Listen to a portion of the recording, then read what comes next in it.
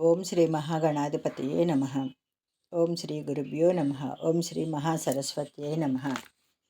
శ్రీ పద్మపురాణాంతర్గత సంపూర్ణ కార్తీక మహాపురాణము 28వ రోజు పారాయణము.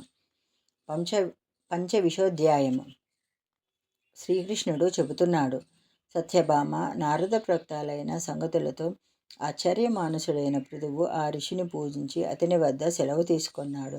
ఆ కారణంగా ఈ 3 వ్రతాలు కూడా నాకు అత్యంత ప్రీతి పాత్రలై ఉన్నాయి.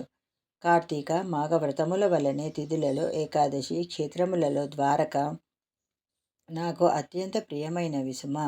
ఎవరైతే వీటిని విధి విధానంగా ఆచరిస్తారో వాళ్ళు నాకు యజ్ఞాధికృత కర్మకాండలో చేసిన వారి కంటే కూడా చేరువ సన్నిహితులవుతున్నారు.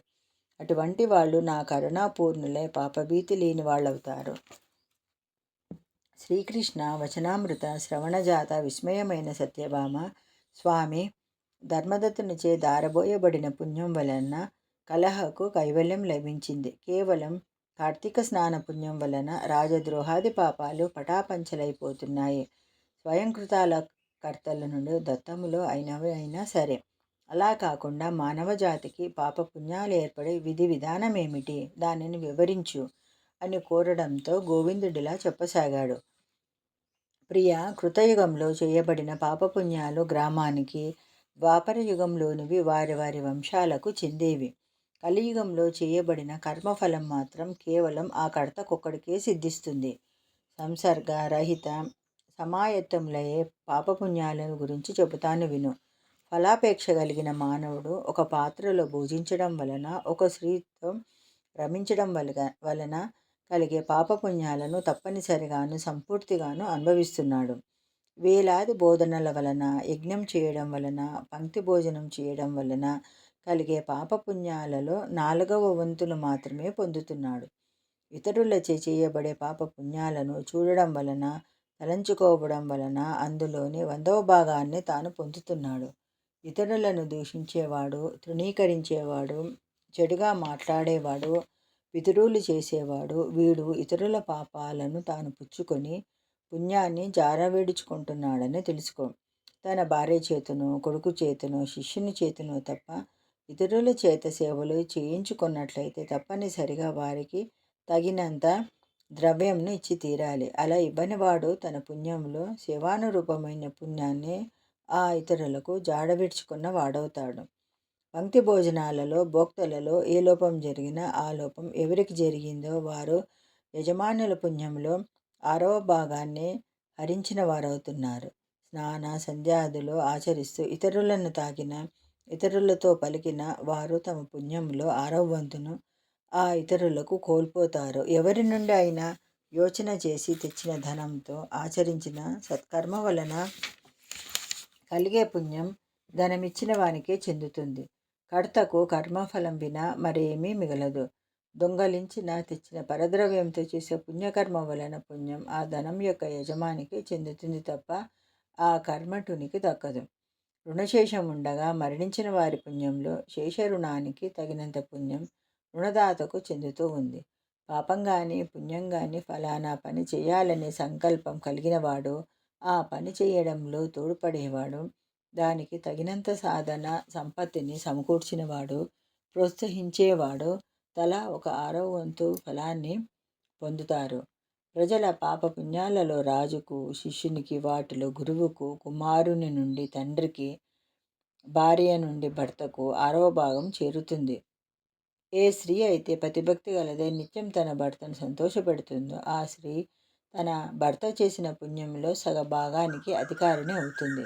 తన సేవకుడు, కొడుకు కానీ ఇతరుని చేత ఆచరింపచేసిన పుణ్యాలలో తనకు 6వ వంతు మాత్రమే లభిస్తుంది. ఈ విధంగా ఇతరులెవరూ మనకి దానం చేయకపోయినా, మనకే నిమిత్తము లేకపోయినా వివిధ జనసాంగత్యాల వలన పాపపుణ్యాలు మానవులకు ప్రాప్తించక తప్పడం లేదు. అందువలనే సజ్జన సాంగత్యం చాలా ప్రధానమని గుర్తించాలి. ఇందుకు ఉదాహరణంగా ఒక కథ చెబుతాను విను. పంచవింశోధ్యాయ సమాప్తము. షడ్వింశోధ్యాయము. ధనేశ్వరుడి కథ. సత్సాంగత్య మహిమ. బహుకాలం పూర్వం అవంతిపురంలో ధనేశ్వరుడనే బ్రాహ్మణుడుండేవాడు.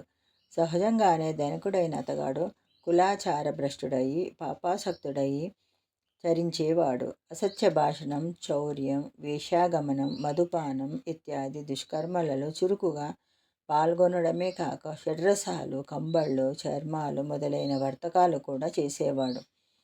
వర్తకం నిమిత్తం ఒక దేశం నుంచి మరొక దేశానికి వెళ్ళడం అతని అలవాటు. అదేవిధంగా ఒకసారి మహిష్మతి నగరం చేరాడు. ఆ నగర ప్రాకారం చుట్టూ నర్మదా నది ప్రవహిస్తూ ఉంది. ధనేశ్వరుడు ఆ పట్టణంలో వర్తకం చేసుకుంటూ ఉండగానే కార్తీక మాసం ప్రవేశించింది. దానితో ఆ ఊరు అతిపెద్ద యాత్రాస్థలిగా పరిణమించింది. వచ్చే పోయే జనాల రద్దీ వలన వర్తకం బాగా జరుగుతుంది కదా. ధనేశ్వరుడు నెలంతా అక్కడే ఉండిపోయాడు.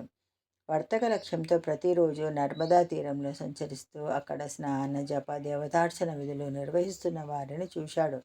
నృత్యగాన, మంగళవాద్యయుతంగా హరికీర్తనలను, కథలను ఆలపించేవారు, విష్ణుముద్రలను ధరించిన వాళ్ళు, తులసీమాలలతో అలరారుతున్న వాళ్ళు అయిన భక్తులను చూశాడు.